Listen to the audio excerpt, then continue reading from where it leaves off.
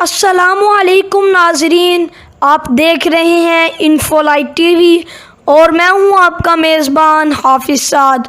ناظرین، ویڈیو شروع کرنے سے پہلے آپ ہمارے channel info light T V کو سبسکرائب کرنا مت بھولیے گا اور ویڈیو کو لائک، کمنٹ اور شیئر ضرور کیجیے گا۔ بسم اللہ الرحمن الرحیم۔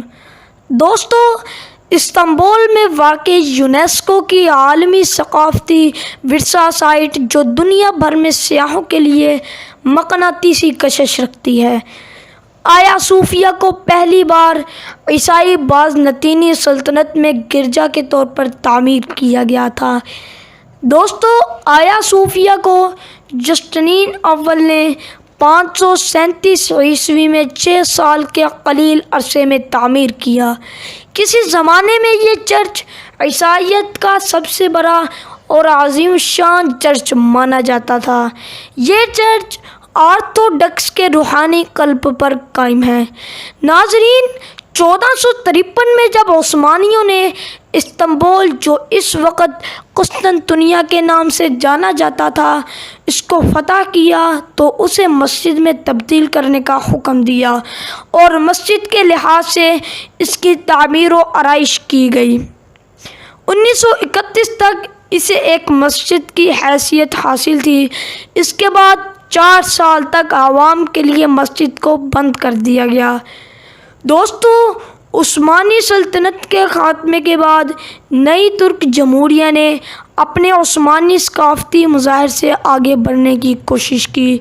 1934 میں ترکی کے سیکولرسٹ بانی مصطفیٰ کمال اتا ترک کے ایک فرمان نے آیا صوفیہ یا حاجیہ صوفیہ کو میوزیم کی شکل دی، جس میں تاریخ کی گہرائی سمٹی ہوئی ہے۔ دوستو، حاجیہ صوفیہ 2014 تک ترکی کا دوسرا سب سے زیادہ دیکھا جانے والا میوزیم تھا، جو سالانہ 3.3 ملین زائرین کو اپنی طرف راغب کرتا تھا۔ معزز حضرات، جولائی 2020 کے اوائل میں ریاستی کونسل نے 1934 میں آیا صوفیہ کو یادگار کی حیثیت میں تبدیل کرنے کے فیصلے کو کالعدم قرار دیا۔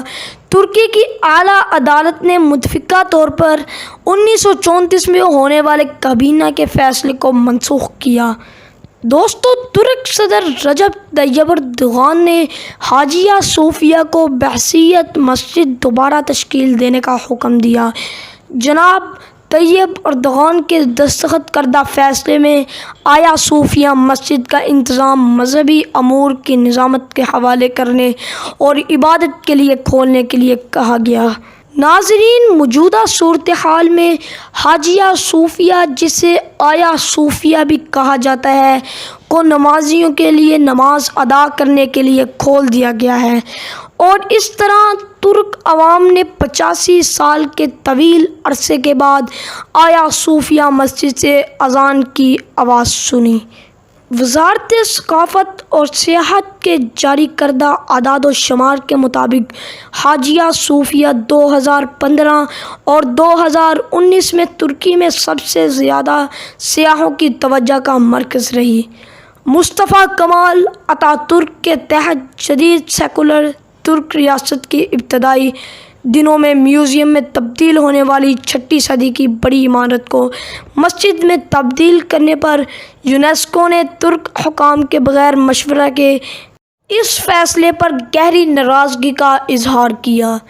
دوستو، ترکی کی انادولہ ایجنسی کے حوالے سے فلسطینی تنظیم حماس کے بین الاقوامی پریس دفتر کے سربراہ رفعت مرارہ نے کہا ہے کہ حاجیہ صوفیہ کو نماز کے لیے کھولنا تمام مسلمانوں کے لیے قابل فخر لمحہ ہے۔ دوستو، یہ فیصلہ ترکی حکومت کے خود مختار ہونے کی نشاندہی کرتا ہے۔ خود طیب رجب اردوغان نے اس فیصلے کو ترک خود مختاری کی مشق قرار دیا ہے۔ تو دوستو، آج کی ویڈیو کا اختتام کرتے ہیں۔ اسی کے ساتھ اپنے میزبان حافظ سعد کو دیجیے اجازت۔ بہت سارا خیال رکھیے گا۔ اللہ نگہبان۔